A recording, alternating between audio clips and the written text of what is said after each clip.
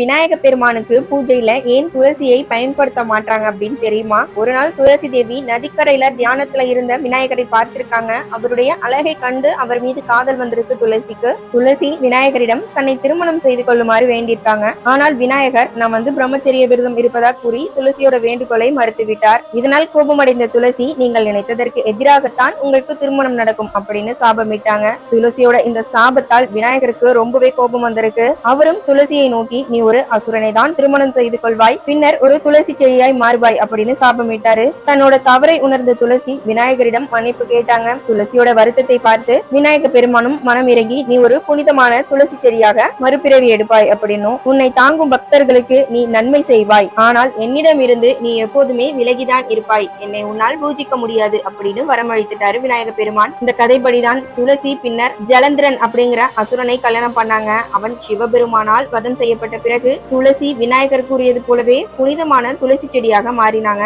இந்த காரணத்தாலதான் விநாயகர் பூஜையில துளசியை பயன்படுத்துவதில்லை.